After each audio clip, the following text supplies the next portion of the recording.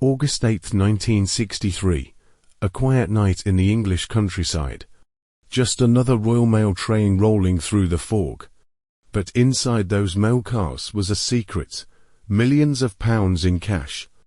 And waiting ahead on the tracks was a group of men who planned to take every bit of it. This wasn't your average robbery. No guns, no violence. Just brains, precision, and one wild plan that shocked Britain.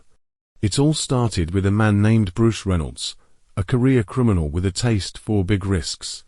He and his crew had heard rumours that one of the Royal Mail trains from Glasgow to London was carrying a fortune in used banknotes, so they decided to go for it. They studied the route for months, every turn, every signal, every schedule. They weren't just robbers, they were planners, engineers of chaos. Their goal was simple: stop the train, grab the cash, and vanish. Fast forward to that night. The gang was waiting near Ledburn Junction, with their clever little trick, a fake red signal light.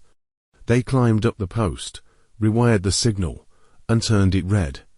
To any train driver, that meant one thing: stop immediately, and right on schedule. The Royal Mail train slowed to a halt.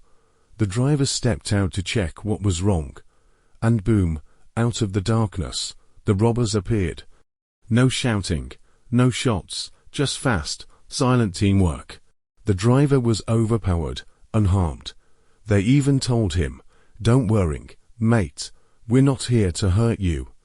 Once they had control, things moved fast. They uncoupled the first two carriages, the ones carrying the money, and drove them to a small bridge nearby. Then the real work began. Mailbags, heavy ones, stuffed with cash. They worked like a machine, tossing, stacking, loading. In just 30 minutes, they had taken 120 mailbags, filled with £2.6 million. That's more than £60 million today. And not a single bullet fired. No one hurt. Just pure precision. After the job, they vanished into the countryside, heading straight for Leatherslade Farm, their secret hideout. For a few days, they celebrated, counting piles of cash, drinking, laughing. They thought they'd pulled off the perfect heist. But here's the thing about perfect crimes: they only stay perfect until someone gets careless. Police quickly found clues: a fingerprint on a ketchup bottle, a few left behind mailbags, and some loose talk that started to spread. Piece by piece, the investigators put it all together. They found the farmhouse, they found the evidence.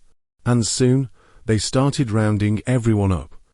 Within weeks, most of the gang were behind bars. Their trial became front-page news all over Britain. People were obsessed. Some even admired them for pulling off something so bold. But the judges didn't. Most of the robbers got 30 years in prison. One of the toughest sentences ever handed down for robbery in the UK. But wait, the story doesn't end there. 2 years later, one of the robbers, Ronnie Biggs, escaped. He literally climbed over the prison wall and disappeared. He made it all the way to Brazil, where he lived openly for decades. A fugitive, but somehow a legend too. He even gave interviews and posed for photos like a celebrity. Only the Great Train Robbery could make that happen. So what made this heist so unforgettable? Maybe it's because it was pulled off with brains instead of bullets. Or maybe it's because, even now, part of that stolen money was never found. It's a mystery that still fascinates people today. The Great Train Robbery wasn't just a crime. It was a moment in history that proved one thing: you don't need guns to make headlines. Just a brilliant plan. And the nerve to pull it off. If you enjoyed this story, make sure to hit that like button, subscribe for more true crime and real-life mysteries, and drop a comment below. Would you call this genius or madness? Thanks for watching, and remember, sometimes, truth really is stranger than fiction.